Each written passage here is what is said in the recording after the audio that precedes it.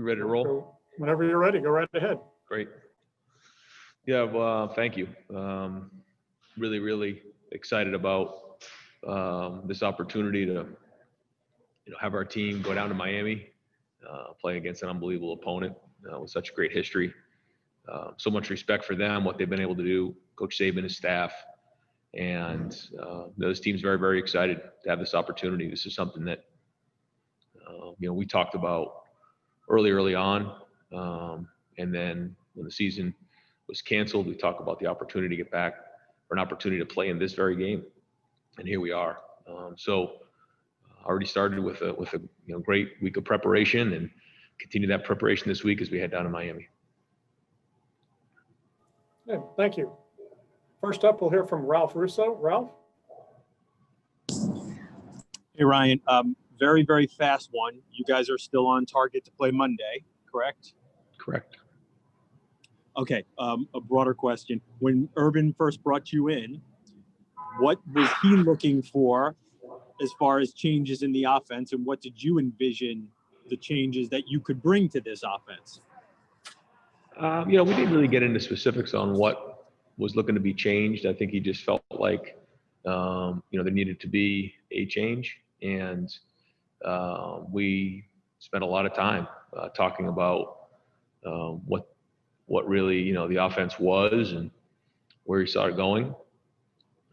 So many things that were in the offense already, and just how can we use those things. And we really kept it the same. We really didn't change much in terms of the terminology, the formations, anything like that. And we just spent most of our time trying to figure out how to best utilize the players we had and continue to recruit at a high level. And so, between he, Kevin Wilson, myself, Coach Stud, we just all sat down and tried to figure out what was right for that next season.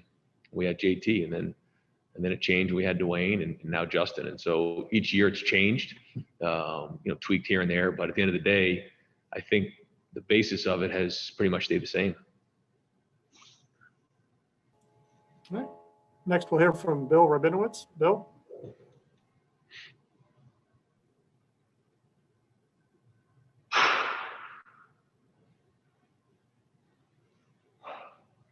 Bill, are you there?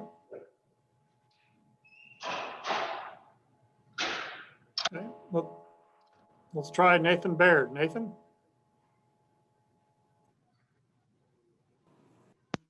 Hey, Ryan. Sorry about that. Obviously, you guys have been dealing with the COVID issues pretty constantly for the last 6 weeks as far as having to miss guys. But coming off of a big win like the Sugar Bowl and then having to deal with new cases this week, how is that not sort of like a mental gut punch for the program? Or is it something that players and coaches are kind of just steeled to at this point and better able to deal with? Well, anytime you deal with that and you lose people, it is a gut punch. But it's not something that we're not used to. We played games with majority of our offensive line out. We played the Big Ten championship game without our top receivers, or some of our top receivers. We've had starters all over the place down different times, and we found ways to work through it. It's just been the way it is, and you can feel sorry for yourself, or you can just continue to work on and push through it. The hard thing is, at the end of the day, most people don't really care. They just watch the game, and the result is the result. But for us, that's why the story about this season is just so amazing to me, is that we just continue to push through despite all these difficult challenges along the way. And no different this week. We got a new set of challenges this week. We're gonna have to figure it out and go down to Miami and play. Next, we'll hear from Lane Higgins. Lane?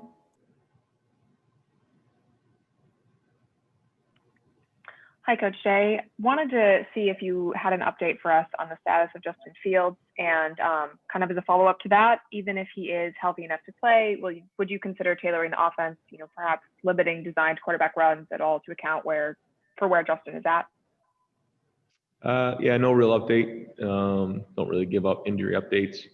And then, we'll do, what we think is best in the game, based on our opponent, based on our personnel and where we're at during the game. That's kind of what we've done for every game that we've been in.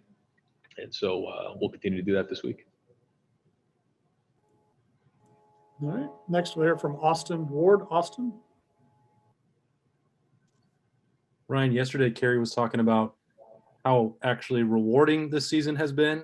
I was asking about the uncertainty of a roster every week and working new guys in and having to really burn through different solutions.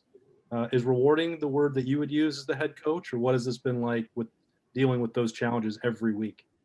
I think it's just the way that this has gone.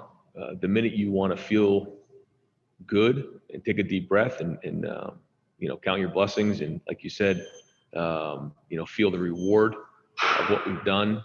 Something new comes at you and you just got to handle it. So I know this: the finish line's coming on Monday, and we got to finish this thing strong, no matter what comes our way, what has come our way. We've handled it. We got to continue to do that, and that's really what it is. And to say it's easy, no. To sit back and say that we can, pat ourselves on the back or feel good about what's gone on. No. We gotta finish this thing off on Monday, and then when the season's over, we'll go back and think about all the great things that have happened this year, because there's a lot of them. All right. Next is Adam Rittenberg. Adam. Ryan, I know you've been an advocate for mental health even before the pandemic started. And you guys have also been very open about how stressful this season has been. Just curious, how much have you had to kind of check in with guys just from a mental standpoint along the way, whether it was the season being postponed, reinstated, COVID, playing this week, not playing this week, that process for such a long period of time for this group of guys given their age? Something we talk about a lot. Our position coaches, really keep a close eye on it. When we communicate with our parents, we're constantly talking about it, and it hasn't been easy. I think the hardest part was probably going through the holidays, not being around their families, and then the constant change, like you're saying, lack of routine, change of course here and there, and then the uncertainty. So it's something that has been difficult. I'll say this though, I think, and I've said this before, I think going through this time has made our guys stronger mentally. They've been able to sustain, through a lot of tough times and adversity. And so that's been one of the silver linings here. But it's something we really keep a close eye on and try to do everything we can to provide the resources that guys want. All right. Next is Dennis Dodd. Dennis.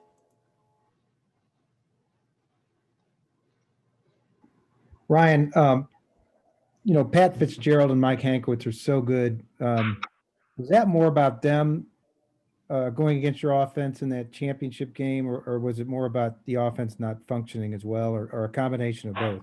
Yeah, I think it's a combination of both. They do a great job, always have. And, I think we were also really weren't clicking that day.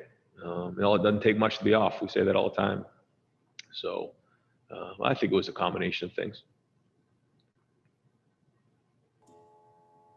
All right. David Hale. David. Hey, Ryan, thanks for doing this. You and Justin have, I think, a very strong relationship, and having talked to him, I know he's kind of very close with his dad, very much a small town guy, and yet he committed to Ohio State without having actually gone to campus first. I'm wondering what has sort of made your relationship work with him so much. Do you consider it sort of a unique bond for yourself as well? And how much do you think that has played into the level of effort and dedication that he's shown to the program throughout this really tumultuous year? First off, it says I'm unstable. Am I good? Am I good on this? Yeah. It started off right from the get-go when, Justin and I started our relationship and tried to be upfront and honest with him. He was going to have to come in here and earn a spot. It was going to take hard work. That, what being the quarterback at Ohio State meant. And then we just went to work. And, Mike Yursich early on, that first year, spent a lot of time with him. I spent some time with him, especially on the field. And then in the off season this year, spent a ton of time with him, and have spent some time with him certainly this year, a lot of time this fall. And, when you go through things together, your relationship gets stronger. And, we went through a lot of great times last year. You go through that Clemson game and, you just learn about each other. Your relationship gets stronger when you go through tough times. You find out about each other. And then the off season and fighting for a season and speaking up and his leadership and all those things. And then as we got into this season, you know, a lot of the stuff we worked on during the season, Coach Dennis and he worked on, it all kind of worked together early on. And then we went through a couple tough games where it didn't really click the way we wanted to. And then to see him play the way he did and overcome a little adversity in this past game is what it's all about. And that's what life is all about. And I think he knows how much I care for him, and I'm always there for him and try to help him the best I can. And that's part of it too. I mean, it's one thing to care about somebody. It's another thing to be able to help them. And I think that, you know, he knows that I'm here to help him, and I can find ways to help him here and there. And I think that there's a trust there. And there's obviously an unbelievable respect for what I have it for him as a competitor and as a person. All right, next is Bill Rabinowitz. Bill?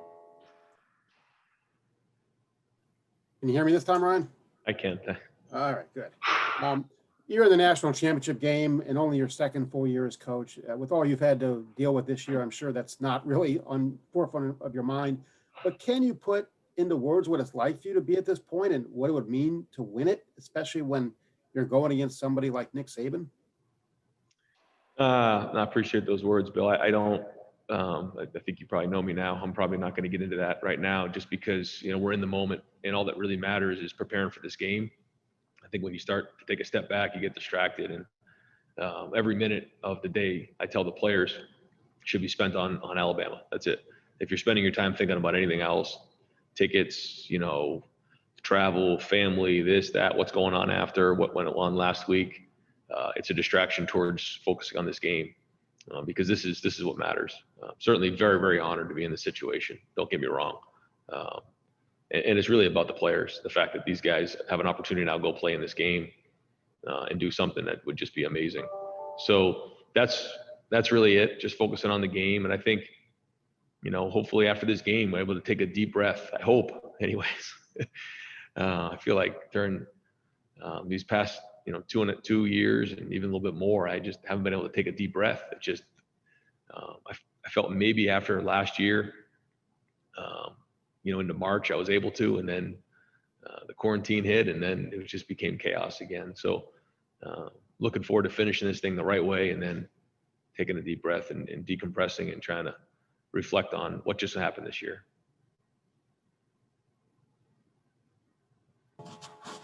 Next is Michael Casagrande. Michael? Yeah, just wondering, how many players do you guys have available for the game? How many do we have available? I don't know the number on that. I have to check. But you're confident that you'll have the full number required to play in the game? Yeah, we'll have plenty of players. All right, next up is Sam Kahn. Sam? Hey, Ryan. Earlier this year, Nick Saban had said that he doesn't believe that good defense beats good offense anymore as it relates to the way college football has gone. I'm curious what your sentiment is on that, and what good defense is now required to win a championship in this age of college football. Yeah, no, it's a great question. I think it has changed. You know, fundamentally, it hasn't changed, but just the way the game's being played has. And it's all about getting stops. You know, I mean, it isn't really about how many yards you give up.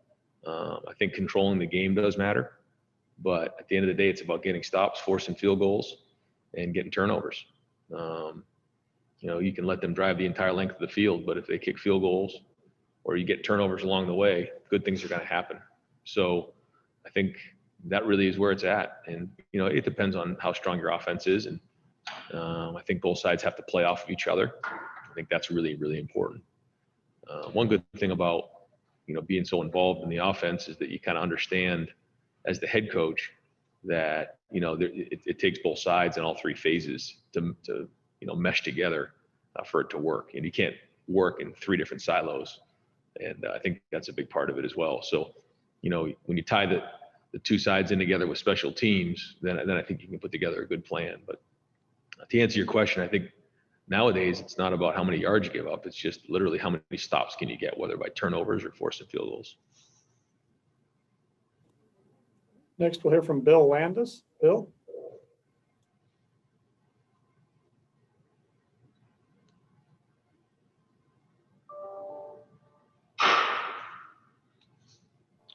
Bill, you need to unmute your mic. Sorry, can you hear me? Yeah. Sorry about that.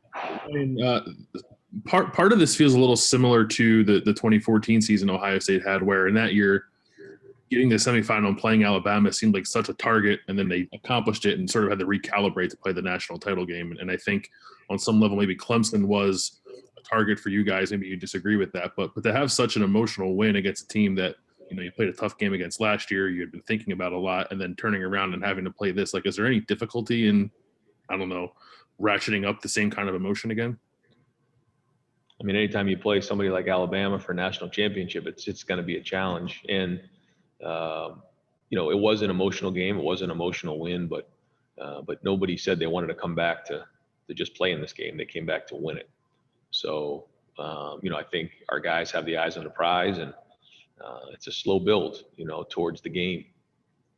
But I think we're going to come out with our hair on fire and play as hard as we possibly can and go from there, you know. And I think the thing we got to take it one play at a time. You can't go on and try to do too much against a great team like this. You have to just play one play at a time.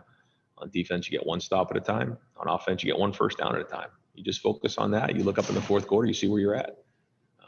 But I know our guys are going to play really, really hard.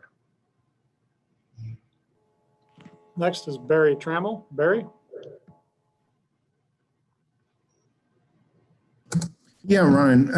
I'm from the Oklahoman. I was at the game in Columbus in 17. That was sort of Trey Sermon's coming out party. He had a true freshman, had a really good game. Do you remember, you're on the other side of the ball in terms of preparation. Do you remember much about his game against the Buckeyes in 17? And did you know how good he was until you actually got him on campus? I remember some of them, and then I watched a little bit of that game, and you know, certainly when he had an opportunity to transfer, and had a great conversation with Coach Riley, and you know, he had nothing but great things to say about Trey, and it just seemed like the right fit here. And the thing that's, again, I just go back to is that it didn't all come at once for Trey. You know, he worked really hard early on, but didn't have the preseason and the lead up and the non-conference games. And so, and he was kind of splitting time with Master. And then he never came into my office, never said a word, just kept working. And then when his opportunity came to be the guy, he took it and ran. And what an amazing story, you know, especially young man. You know, we'll see what happens, but no, to say I knew he'd be doing this right now, no. This has been a pleasant surprise, but couldn't happen to a better guy. He's done a great job in a short period of time. The players on his team really appreciate who he is, and happy for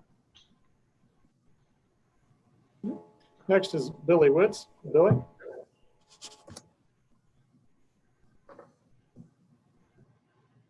Yeah, Ryan. When Justin got hurt against Clemson, and there's, you know, the decision of whether to put him back into the game and the injection that or two that he seems to have gotten. What are the discussions that take place, the coaches, the medical people about, I guess, whether he can, when he goes back into the game, how well he can protect himself? What are the what the questions of possible further injury? And because this is somebody who seemingly has a pretty lucrative future in front of him. And so I guess how are those things kind of balanced and played out? I mean, Justin isn't treated any differently than any other student athlete. Our medical people are the best in the country at what they do. They identify what's going on. They communicate with the player, and they diagnose what happened and then make the decision on whether he's able to go back in the game. And that's what happened here. And obviously they use the feedback of the player too. And what an unbelievable competitor Justin is. I mean, just never forget that night. He's just tough. And people forget that, what happened in the Team Up North game when he took that shot in the knee. One play came out, he went back in. One play later, and threw a touchdown pass, scrambling to his left to Garrett Wilson in the back of the end zone. I mean, that was like, whoa. And then this was another one. So then the way to see him come back after that hit and throw 4 touchdown passes, throw the ball 65 yards down the field. I mean, unbelievable.